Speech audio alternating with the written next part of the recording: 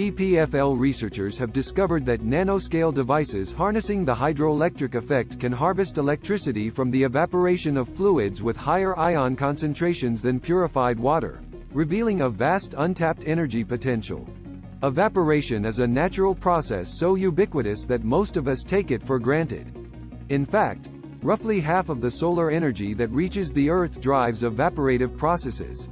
Since 2017, researchers have been working to harness the energy potential of evaporation via the hydrovoltaic (HV) effect, which allows electricity to be harvested when fluid is passed over the charged surface of a nanoscale device. Evaporation establishes a continuous flow within nanocanals inside these devices, which act as passive pumping mechanisms. This effect is also seen in the microcapillaries of plants, where water transport occurs thanks to a combination of capillary pressure and natural evaporation. Although hydrovoltaic devices currently exist, there is very little functional understanding of the conditions and physical phenomena that govern HV energy production at the nanoscale. It's an information gap that Giulia Tagliabue, head of the Laboratory of Nanoscience for Energy Technology, LNET, in the School of Engineering, and PhD student Tarique Anwar wanted to fill. They leveraged a combination of experiments and multiphysics modeling to characterize fluid flows, ion flows, and electrostatic effects due to solid-liquid interactions, with the goal of optimizing HV devices. Thanks to our novel, highly controlled platform, this is the first study that quantifies these hydrovoltaic phenomena by highlighting the significance of various interfacial interactions.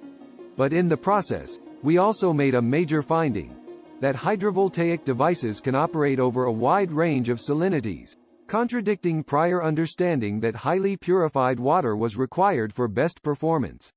A revealing multiphysics model. The researchers' device represents the first hydrovoltaic application of a technique called nanosphere colloidal lithography, which allowed them to create a hexagonal network of precisely spaced silicon nanopillars. The spaces between the nanopillars created the perfect channels for evaporating fluid samples, and could be finely tuned to better understand the effects of fluid confinement and the solid-liquid contact area. In most fluidic systems containing saline solutions, you have an equal number of positive and negative ions. However, when you confine the liquid to a nanocanal, only ions with a polarity opposite to that of the surface charge will remain, Anwar explains. This means that if you allow liquid to flow through the nanocanal, you will generate current and voltages. This goes back to our major finding that the chemical equilibrium for the surface charge of the nano device can be exploited to extend the operation of hydrovoltaic devices across the salinity scale, adds Tagliabue. Indeed, as the fluid ion concentration increases, so does the surface charge of the nano device. As a result, we can use larger fluid channels while working with higher concentration fluids. This makes it easier to fabricate devices for use with tap or seawater, as opposed to only purified water. Because evaporation can occur continuously over a wide range of temperatures and humidities, and even at night, there are many exciting potential applications for more efficient HV devices. The researchers hope to explore this potential with the support of a Swiss National Science Foundation starting grant, which aims to develop a completely new paradigm for waste heat recovery and renewable energy generation at large and small scales, including a prototype module under real-world conditions on Lake Geneva. And because HV devices could theoretically be operated anywhere there is liquid, or even moisture, like sweat, they could also be used to power sensors for connected devices, from smart TVs to health and fitness wearables. With the LNET's expertise in light energy harvesting and storage systems, Tagliabue is also keen to see how light and photothermal effects could be used to control surface charges and evaporation rates in HV systems.